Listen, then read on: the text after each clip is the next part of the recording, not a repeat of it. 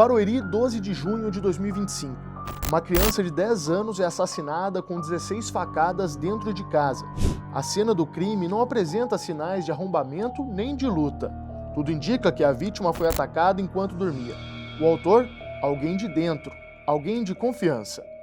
Diego Sanches, o padrasto de Larissa Manoela, negou o crime em 3 depoimentos. Disse que estava trabalhando, disse que não sabia de nada, mas câmeras de segurança e contradições nos relatos desmontaram a sua versão. Pressionado, confessou. Matou a menina após uma discussão.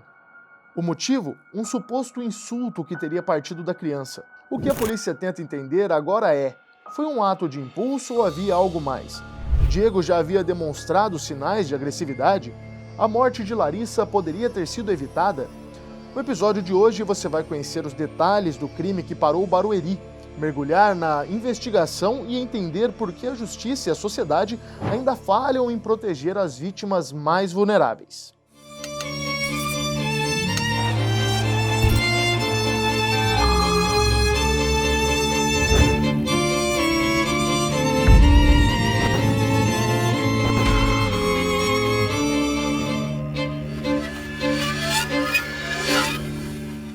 Olá, seja muito bem-vindo a mais uma investigação criminal True Crime. Eu sou João Lucas Batista e hoje nós vamos falar de um infanticídio, né? A Larissa Manoela, nome de atriz, né? É uma menina de Barueri que teve sua vida tirada por seu padrasto, Diego, no Dia dos Namorados, né? Recentemente, agora dia 12 de junho, em Barueri, próximo aqui a São Paulo.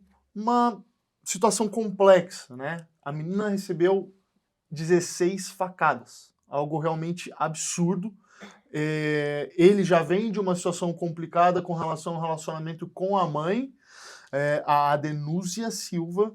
E hoje, para a gente conversar um pouco sobre esse crime e também sobre a investigação policial, nós contamos aqui com a criminalista Alessandra Girardi. Muito obrigado, doutora, por mais uma vez estar aqui conosco, e também com a perita Alessandra Moraes. Muito obrigado pela participação das duas em mais um episódio aqui conosco.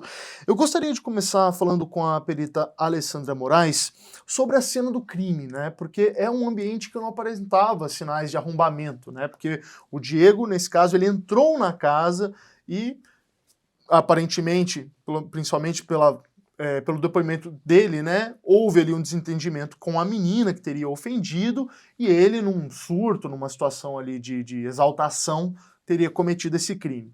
Enfim, queria que você trouxesse esses primeiros apontamentos com relação à cena do crime, porque, primeiramente, uma casa desprotegida, uma vez que a porta nem estava trancada, né, doutora? Sim, as informações que nós temos é que a porta estava destrancada e que, segundo o que ele diz, né, que não faz sentido com a cena, eu vou explicar isso, é que ela teria chamado ele de corno.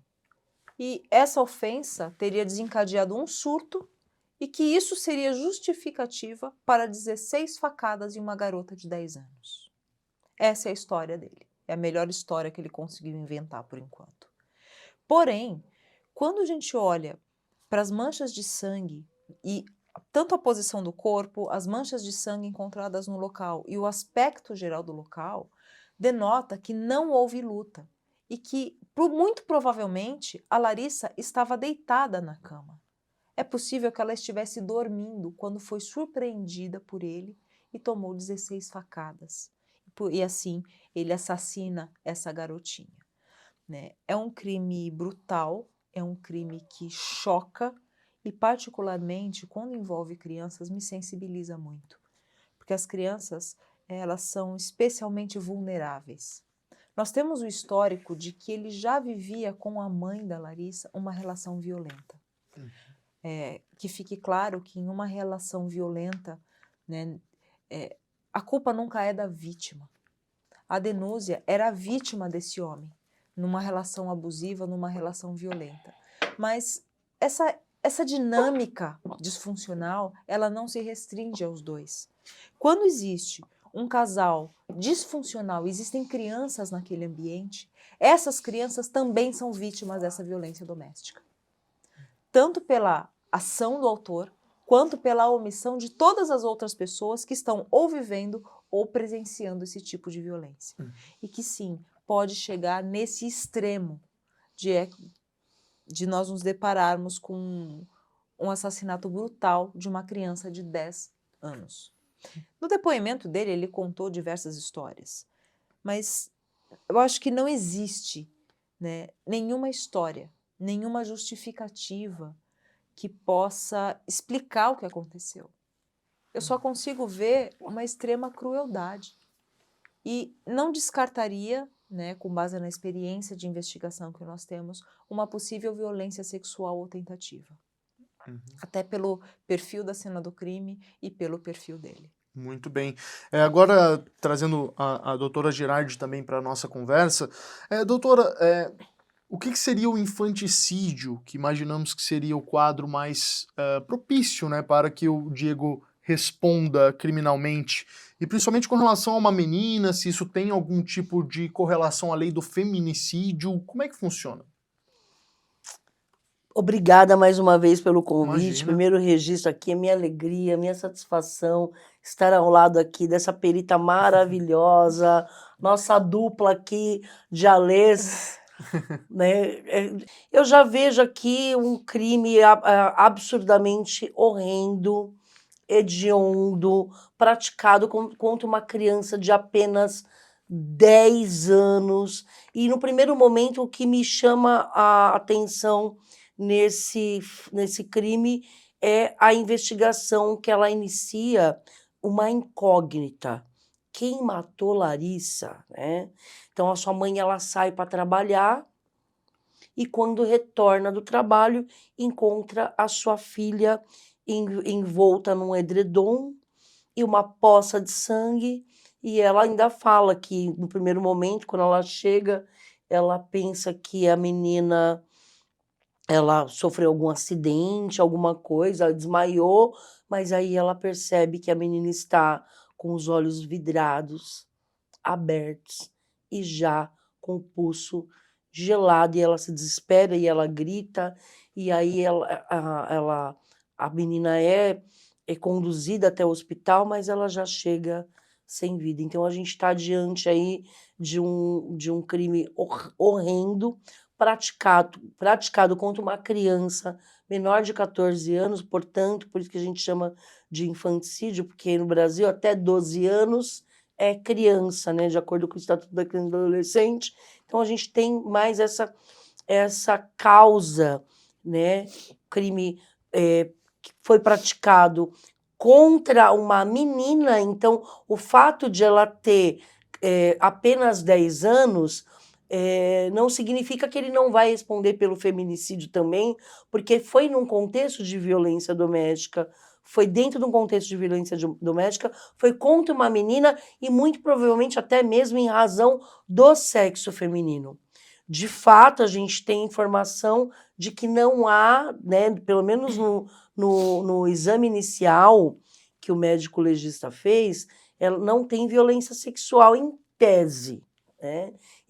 O fato de não deixar vestígios sexuais de violência sexual não significa que não houve uma tentativa. Talvez ela possa, sim, faltou pouco para ela ser vítima de violência sexual, mas pela própria contextualização, conforme a investigação foi se desenrolando, a gente pode chegar à conclusão de que, além desse infanticídio, também pode ter um crime conexo aí contra a dignidade sexual. Então, motivo fútil, motivo torpe, meio cruel. 16... ela facadas, né? Ela sofreu 16 golpes com instrumento perfuro cortante. E a gente tem informação aí que é uma faca, uma peixeira, uma faca destinada à pesca, porque ele era pescador, né? Que ficava em cima do armário, que ele sabia onde estava essa faca. Ou seja, ele gabaritou. Mais um que gabarita o artigo 121 do Código Penal. Mais um. Né? E para além dessas questões, mais um caso em que o autor do delito está dentro do ambiente familiar. No caso, o padrasto. No primeiro momento, quando essa investigação iniciou, a polícia já desconfiou do pai da criança. porque a Danusa, a mãe da criança, teve um relacionamento com o pai da menina que era conturbado, já havia registrado o boletim de ocorrência de violência doméstica contra o pai dela, ele está aí na tela aqui, o Isso. pai, inclusive, é uma menina, na verdade, num ambiente extremamente vulnerável, como muito bem destacou a Alessandra, que já vivia e já presenciava o relacionamento do pai e da mãe no ambiente violento, e essa mãe se separa e se envolve com esse indivíduo que ceifou a vida da sua própria filha. Então, no primeiro momento, a investigação criminal, ela desconfiava do pai da menina, em razão disso. Só que essas pessoas esquecem que a gente está no ano de 2025 e o seu celular entrega tudo. Sim. Como que ele já... Acho que talvez ele nunca tivesse ouvido falar de estação rádio base da URB, que foi justamente o que colocou ele na cena do crime. Fora câmeras de segurança Câmeras também. de Acho que ele segurança. não se ligou, Celular né, numa dele. situação Não, e como essa. outra, o cara sai para trabalhar 8 horas da manhã, primeiro dia de trabalho, ele vai com o tênis bom dele, né? Você não vai com o tênis bom. Você vai trabalhar, serviço braçal, que você vai montar, carregar móveis, carregar colchão, aí na hora do almoço você vai fazer o quê? Comer. Você não pega uma hora do seu almoço e vai na sua casa tomar banho e trocar de roupa para voltar para o trabalho. Não faz nem sentido Não faz o isso. menor sentido, né? Não, de fato, o Diego, ele subestimou a inteligência mínima do brasileiro.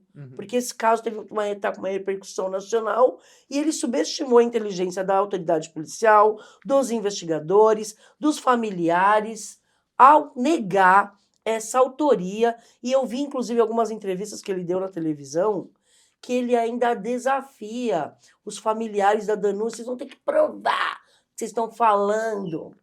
Que eu sou inocente, eu estava trabalhando. Ele achou que ele ia trabalhar. E aí ele tinha um álibi. Eu bati meu ponto, o patrão vai confirmar que eu estava trabalhando e tal. Só que esqueceu de deixar o telefone no serviço. Ele esqueceu que agora não é com os familiares da Larissa, agora é com a polícia. É com a polícia. Não, e outra, ele se contradiz muito, né? Trouxe diversas versões dos depoimentos, né? Se eu não me engano, ele chegou a confessar o crime só na terceira ou quarta vez. 3 depoimentos diferentes. Isso, então, e um deles é o que nós estamos trazendo aqui. Ele falou que estava trabalhando, as câmeras viram ele nas intermediações. Ele foi trabalhar mesmo. Não, ele foi, mas depois, assim, no horário do crime, né, na situação toda em que aconteceu, as câmeras flagraram ele ali na rua, né, onde a Larissa morava. Então, assim, não tem como ele escapar. Eu acho que até por isso imaginamos que em algum momento ele chegou a confessar. Agora, eu queria levantar esse ponto da parte sexual, que vocês duas ressaltaram, porque assim como nós podemos conjecturar isso pensando em todos os detalhes do crime, um caso principalmente em que uma casa desprotegida, ele sabia que ela estaria sozinha, né, isso foi reforçado, que ela estaria sozinha, e ao mesmo tempo sem nenhum empecilho para dentro da casa, ou seja, a porta estaria destrancada, ele consegue acesso até a menina, né, ele um homem de 28 anos, ela uma garotinha de 10 anos. Então a gente tem todos esses elementos de modo geral. E, além de toda essa situação, uma televisão, uma TV aberta, não me recordo até a emissora nesse sentido, fez uma entrevista com uma mulher e sua filha, na qual elas denunciavam, né, um crime sexual cometido pelo Diego, a menina chamada Júlia, né, ela deu entrevista pública, então posso citar até o nome dela nesse sentido, na época em que ela tinha apenas 3 anos e ele tinha 14. Um dos pontos que a doutora Moraes comentou antes da gente gravar para valer foi que um abusador, ele não deixa de ser abusador, não. E ele só espera, talvez, um outro momento propício para ele tirar as garras de fora, digamos assim. Eu queria que você falasse um pouco sobre isso, doutora. A gente ainda não tem como cravar que ele também abusou da Larissa. Mas esse background, esse passado em que ele abusou da Júlia, teria abusado da Júlia, que hoje já é uma menina de 20 e poucos anos, já diz muito, né?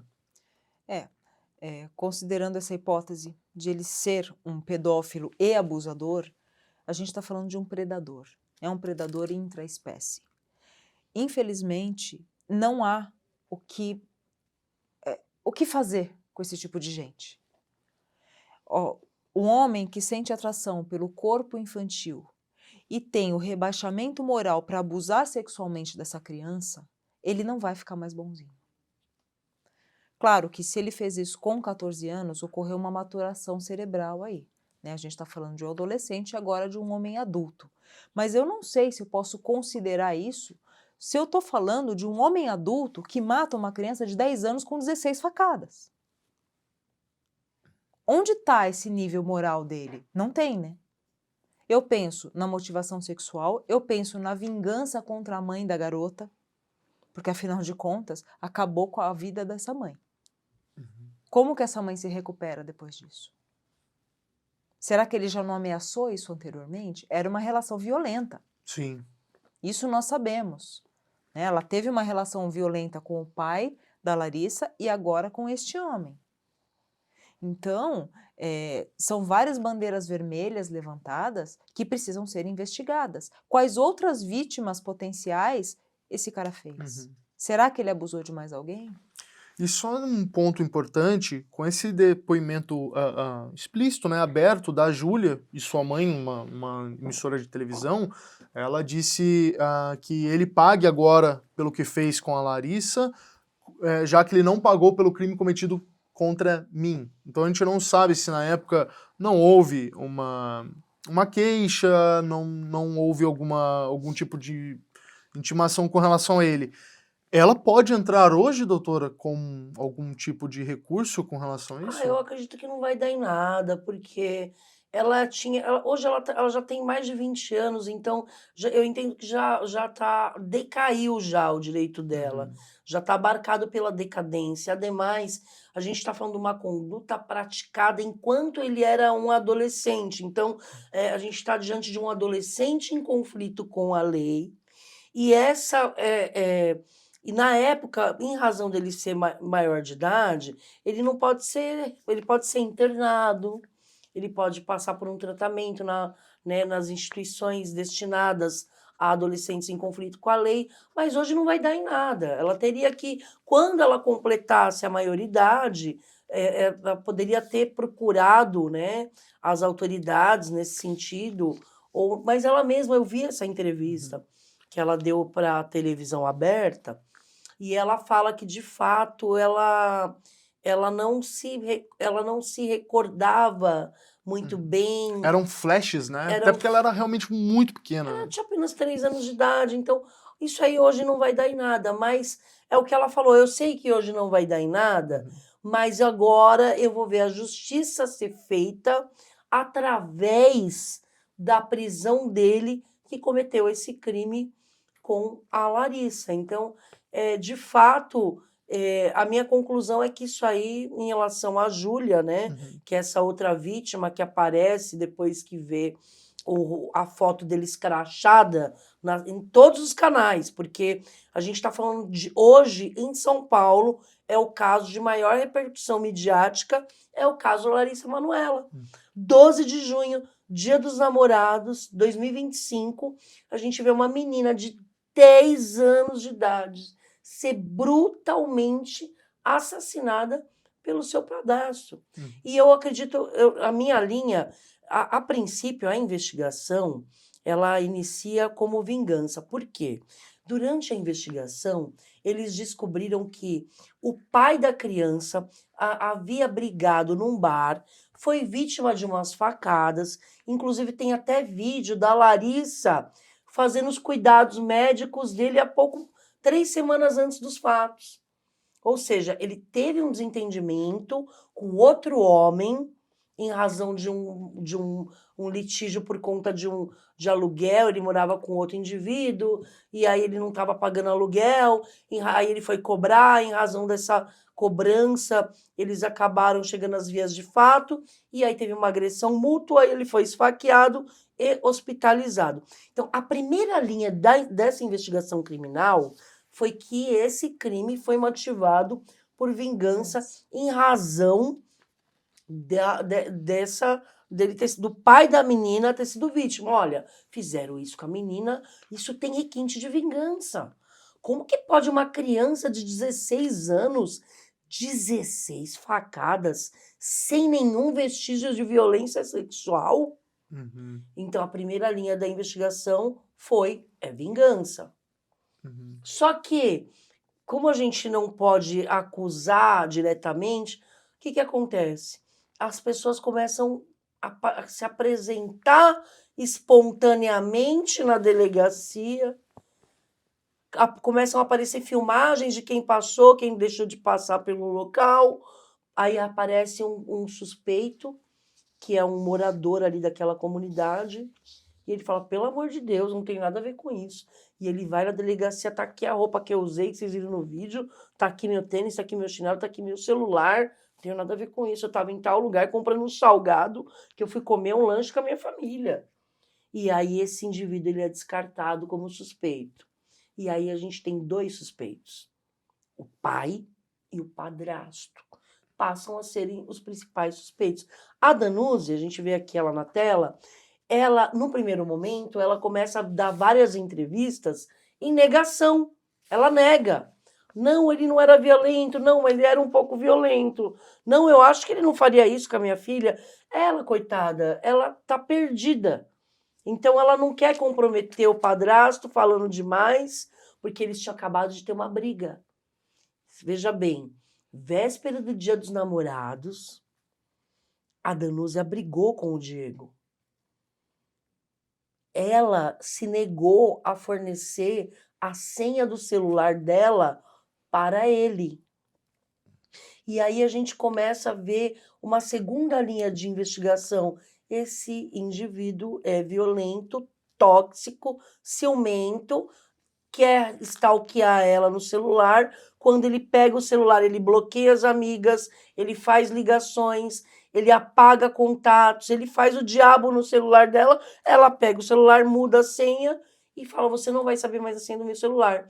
E deixa a Lorena brincando, perdão, a Larissa brincando com o aparelho. E aí ele fala, deixa eu ver seu celular. Ela, não. Mãe, qual que é a senha mesmo? Aí ele fala, eu quero saber mesmo qual que é a senha. Ela, não vou te passar a senha. Aí ela pega o celular da menina, põe a senha e dá para a menina. Seria tipo estopim, de modo geral, né? Exatamente. Então, Uhum. essa seria uma outra linha de investigação. Será que ele, de fato, foi até a casa no dia seguinte para obter a senha do celular? Será que ele foi até a casa no dia seguinte para abusar sexualmente da Larissa? Que eu, na minha, e acredito que na da Lê também, é a nossa versão, para a gente ele foi abusar. E por que a gente chega a essa conclusão? Justamente porque no meio disso tudo aparece a Júlia, dizendo, olha, eu fui vítima desse indivíduo.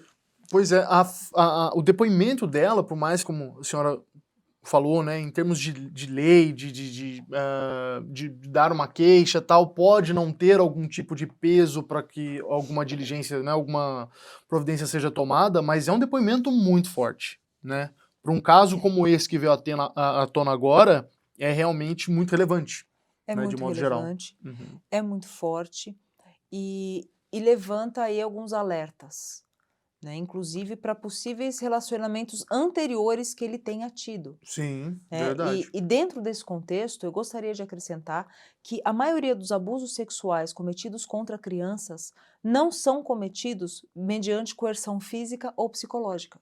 O abusador, ele usa da sedução, ele usa do engodo, ele engana a criança. Muitas vezes a criança não sabe o que está acontecendo. Ela não tem essa dimensão sexual do crime. É por isso que eles se aproveitam de crianças tão pequenas. de 3, de 4 anos. Então, assim, ele inventa uma mentira, ele inventa uma brincadeira, ele engana, eles são ardilosos, né? Então, eu acho que vale a pena olhar para isso com mais cuidado, acho que vale tentar investigar esse passado possível, como uma possibilidade, não como uma acusação nesse primeiro momento, né? Porque se aconteceu anteriormente, se ele de fato se configura como um predador sexual, além de assassino cruel, vale a pena dar uma olhada nisso. O perfil em si, né? Pelo perfil.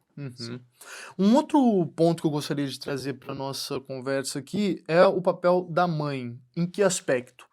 Deixou a filha, de certa forma, desassistida, com uma casa destrancada.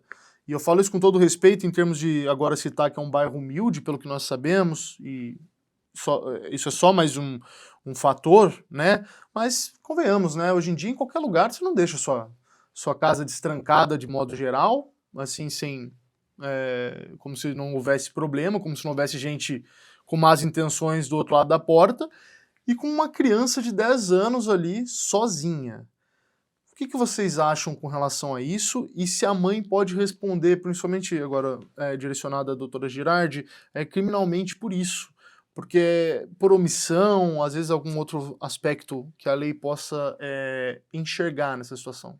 Sim, ela pode sim. Abandono de incapaz com resultado morte. Pena de 4 a 12 anos. E pela raiva que tá esse pai, as entrevistas que ele dá também para vários canais de televisão Ele aberta, cita muito o nome da mãe, ele né? tá com ódio mortal dessa mãe, né?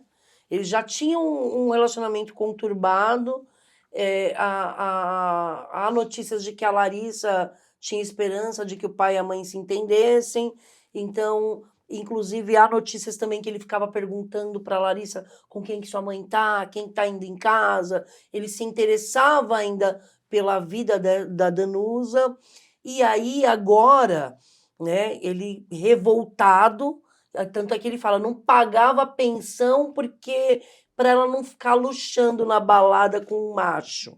Até isso eu ouvi de declarações dele. Sim, era nesse tom então, mesmo. ele vem né? num tom de ódio. Então, por conta dessas entrevistas, eu acredito que ele vai exigir das autoridades policiais que a Danusa seja responsabilizada criminalmente. E pode.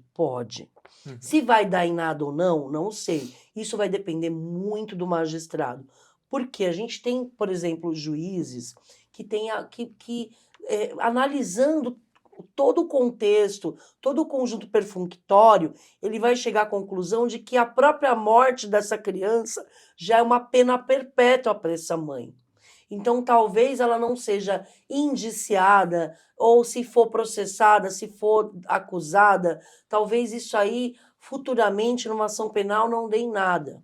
Né? Talvez seja um caso aí de clemência, mas eu acredito que ele não vai deixar quieto, eu acredito que ele vai querer que ela responda, porque, de fato, se a gente for analisar a conduta da mãe, e eu estou aqui para condenar ninguém, não é isso, mas analisando aqui juridicamente, a conduta dela foi de abandonar o incapaz. Uma menina de 10 anos, que muita coisa poderia ter acontecido, um botijão de gás ter explodido, ela poderia ter colocado, sei lá, uma panela de alumínio no micro-ondas, ter explodido, várias coisas poderiam ter acontecido. E ali a gente já tem notícias de que a porta estava com um problema ali na maçaneta e não fechava direito, a porta ficava sempre entreaberta.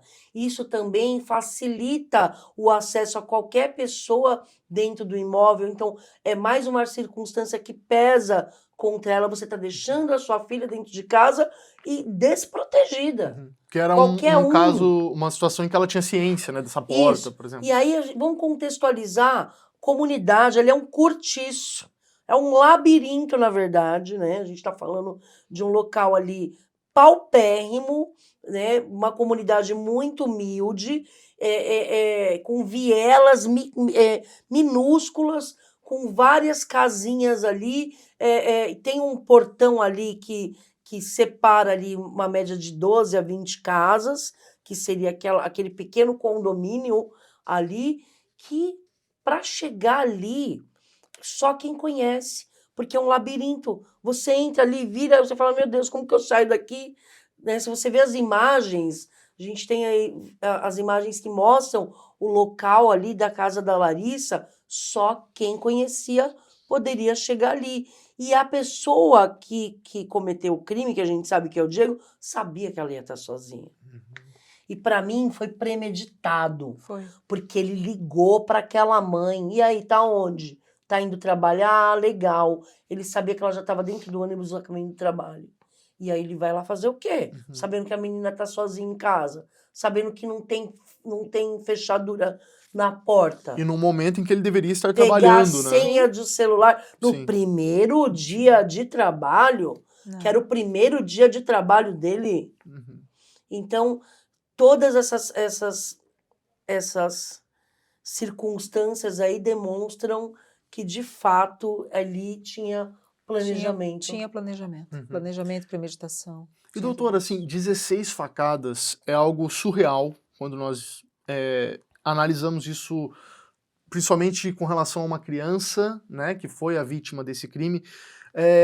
Na sua opinião, e também pela sua experiência, muitas vezes eu acredito que um crime de tal, enfim, brutalidade, de tal dano, aconteça só em casos assim de extrema violência, extrema agressividade. Extrema raiva. Por exemplo, a gente está falando entre um homem e uma menina, que provavelmente ou possivelmente estaria até dormindo, então não ofereceu a ele nenhum tipo de risco ou de contraponto, alguém que poderia lutar ali. Como que você enxerga a necessidade de 16 facadas contra uma criança? Eu vejo essa brutalidade como uma raiva muito grande. Até porque essas 16 facadas estão concentradas na parte superior do peito, rosto e pescoço. De novo, a gente vê um atentado contra a essência dela, contra a identidade da Larissa. Né? O que ela representava de tão perigoso para ele, que o enraiveceu tanto para que ele fizesse isso? Ele desfigurou completamente essa criança. Ela nem teria como oferecer algum tipo de resistência. Ela não teria como se defender contra um homem. Era uma menina de 10 anos, uma menina pequena, que possivelmente estava dormindo no quarto dela. Ele sabia que a mãe não estava em casa. Ele foi fazer o quê lá?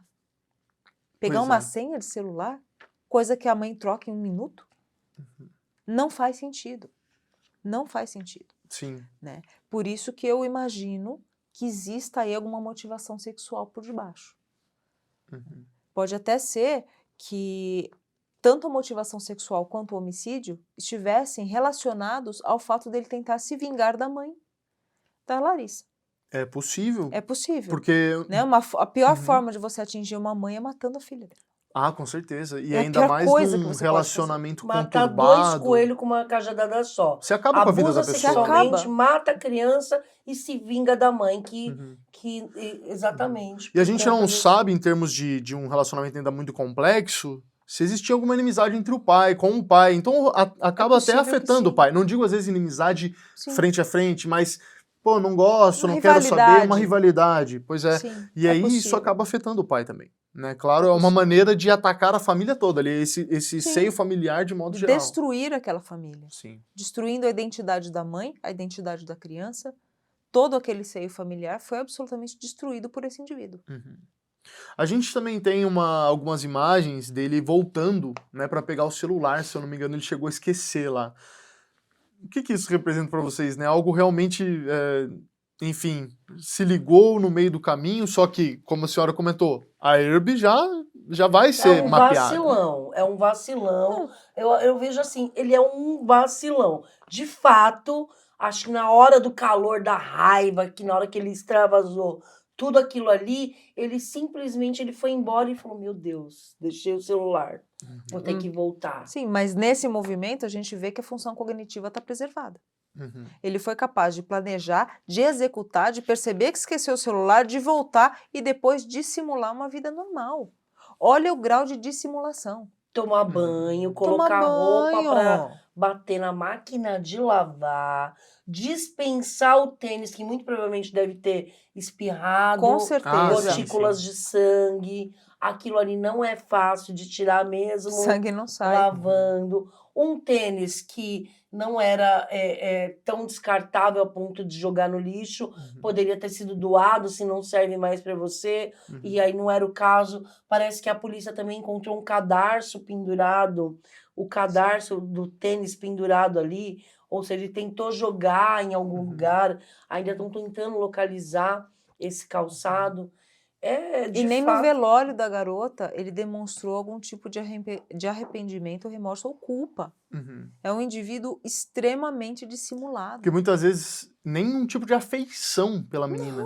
Porque se ele está ali cumprindo um papel de ator, não fui eu, não tô sabendo, mas, poxa, minha afilhada, né, morreu ali, a minha, como é que se diz? É afilhada mesmo, né? minha enteada. É enteada, essa é a palavra Minha certa, enteada. perdão. É afilhada é quando é Oscar padrinho. pra ele, João. Morreu, ele não...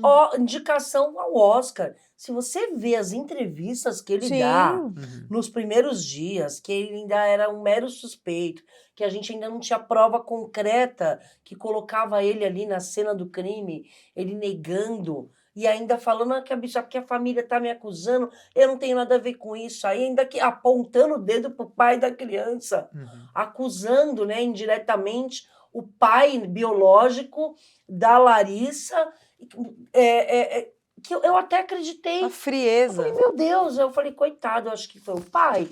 Quando você vê as entrevistas que o Diego dá, você assiste as entrevistas ou lê os depoimentos dele nas primeiras declarações que ele presta para a autoridade policial, a gente acredita. Tanto é que o juiz indeferiu o pedido de prisão temporária. Tamanho a convenção, exatamente, tamanho o convencimento que ele tem, o poder de convencimento que ele tem, tanto para a autoridade, porque nem o delegado de polícia pediu prisão. O que a gente sabe dessa investigação, João, olha que interessante, isso aí me chamou muita atenção. O delegado não acreditava que o Diego, de fato, tivesse envolvimento na morte da Larissa. Porque ele construiu uma Tanto é que ele narrativa ali, não né? pede a prisão temporária. Ele construiu uma narrativa com a álibi, eu estava trabalhando. O patrão confirma, não, realmente ele estava trabalhando. E ele estava quase sendo descartado como suspeito. Faltou pouco para ele escapar dessa. Só que é onde pego entra os nos vacilos, né? Deixar o celular, etc. Câmera de segurança, câmeras ali da Ele foi pego nos região. detalhes. Sim. O que me chamou a atenção, ao invés, o delegado não pede a prisão temporária. A autoridade policial não representa pela prisão temporária. Aí a defesa, caso de repercussão midiática, né, pessoal? A gente vê mais um caso em que o processo penal midiático. A defesa do Cícero, que é o pai da Larissa, e da Danusa, que é a mãe, pedem a prisão temporária para o delegado pedir. E é negado, o delegado nega. Aí a defesa faz um requerimento, uma petição, a defesa pedindo a prisão temporária, que isso, de fato, não é comum, eu nunca tinha visto. A defesa pedindo a prisão temporária no curso da investigação. Mas espera aí, a defesa de quem? A defesa do pai e da mãe? Mas o pai e a mãe mal se falavam, ele não pagava pensão, ela tinha medida protetiva contra ele, contra o Cícero, e aí de repente aparece um advogado representando ele e ela, que nem se falam, que inclusive ele é até um dos suspeitos. Estranho, né? Me parece que não muito ético, uma tergiversação e mais um caso em que há repercussão midiática e de uma família que mal tem o que comer, uma família paupérrima, que mora num lugar tão humilde, pagar um advogado assim de alto nível, também me causou estranheza. Então, de fato, eu lamento muito que a gente tenha a interferência da imprensa diretamente no processo penal, o que para mim é lamentável em termos de jornalismo, porque o jornalismo ali entrando no processo penal, interferindo diretamente, colocando advogados para atuar no caso, e que para mim só estão tumultuando. Mas muito bem a investigação que foi conduzida, pela forma que foi conduzida, a autoridade policial, mesmo com a defesa tumultuando as investigações, conseguiu colocar o Diego na cena do crime através das herbes, através do celular dele que já foi periciado e tem vestígios de material hematológico na capinha do celular, nas suas unhas, as filmagens, e é caixão e vela preta pro Diego. Nesse sentido, É eu acho que a isso. gente realmente pode já cravar, né? A investigação teve um papel muito bom, né? Sim, foi Crucial, muito foi bem muito feito. bem. Então, realmente, nessa situação aí, a polícia está de parabéns. A gente comentou algumas vezes aqui com relação a onde o crime ocorreu, né? Então, vou até chamar um mapa para a gente ter um pouco mais de noção, até para também a nossa audiência entender, né? O crime ocorreu em Barueri, que é aqui próximo. E então, vou pedir um mapa para a gente conseguir visualizar o bairro onde esse assassinato ocorreu. Olha só, a gente vê aí o Brasil, destaque ali para o estado de São Paulo, cidade de Barueri, que é próxima, né, bem colada aqui à capital. Olha só, o bairro Jardim Tupã, que seria, né, um bairro mais humilde do município, né, onde esse crime ocorreu. É sempre bem válido, né, a gente trazer essas ferramentas, né, que trazem um pouco dessa parte geográfica com relação à nossa discussão, para a gente entender um pouquinho mais, tanto da onde ocorreu, enfim, como, de modo geral, os locais, né, a distância muitas vezes da capital, né, que isso às vezes acaba interferindo. Então é sempre bem válido chamar o mapa para as nossas conversas e discussões aqui no canal. Com base em tudo que a gente conversou, eu queria deixar para vocês as considerações finais, né? Acho que a gente pode ter aqui como conclusão, né, que é realmente um crime bárbaro, um crime torpe, e que, felizmente, como a polícia agiu rápido e conseguiu, né, colocar o suspeito na cena do crime, como pontuou a doutora Girardi, a gente vai conseguir ver a justiça sendo feita, né? Sim, eu acredito que sim, né? Eu espero que ele fique preso por muito tempo.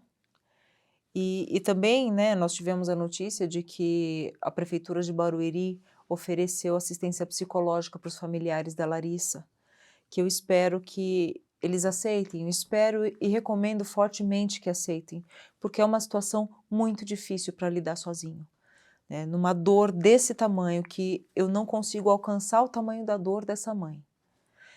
Realmente ela precisa de ajuda profissional para tentar se recuperar, para tentar levar a vida o mais próximo possível da normalidade, que não vai ser fácil. Então eu deixo aqui toda a minha solidariedade aos familiares da Larissa. Sim, com certeza. Eu espero que, de fato, não haja uma ação penal contra a mãe da Larissa. Juridicamente falando, de fato, ela poderia, em tese, responder pelo crime de abandono de capaz, com resultado morte, mas imagina o sofrimento dessa mãe, a culpa que ela já vai carregar, né? Além da dor de perder a filha, a culpa que ela vai carregar, porque foi através dela que a sua filha conheceu esse homem, que brutalmente a assassinou com um meio cruel. Enfim, de fato, eu espero que o magistrado, porque isso vai depender muito do juiz, mas eu espero que o magistrado que quando receber, né, essa denúncia, se for denunciada, né, porque a gente ainda tem que entender o seguinte: o Cícero quer vingança e vai querer que ela responda criminalmente pelo abandono de capaz com resultado morte. Se isso vai acontecer ou não, a gente não sabe. E o que eu espero? Né? Como jurista, a gente sabe que pode, ok. Eu espero que o Ministério Público não denuncie a mãe da Larissa, porque a própria perda da filha dentro dessas circunstâncias já é uma pena de morte praticamente para essa mulher, que eu acredito que nunca na vida dela vai se recuperar, nem com muita terapia. E eu espero também, para encerrar, que o Ministério Público não denuncie ele só nos homicídios com todas as qualificadoras.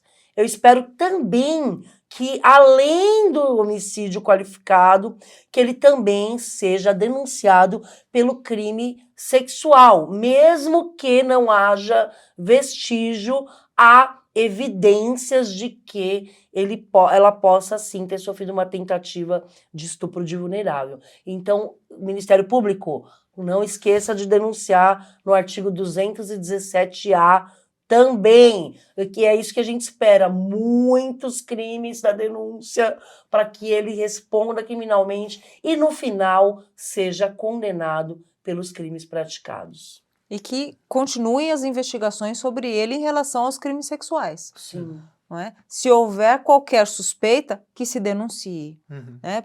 Tem uma suspeita de vítima, denuncia para a polícia, que a polícia vai investigar. Sim, a se houve ou apuração não. nesse momento é essencial. É né? essencial. Agora é o A momento. investigação. Agora é o momento de denunciá-lo. Uhum. Se existe a possibilidade dele ter feito outras vítimas, que essas vítimas apareçam, que essas vítimas sejam amparadas pelo Estado e que seja feita a denúncia. Muito bem. Dupla de Alês, muito obrigado por mais uma participação aqui conosco. Como sempre, a gente agradece muito, a gente aprende muito e consegue esclarecer muito com relação aos casos que nós trazemos aqui.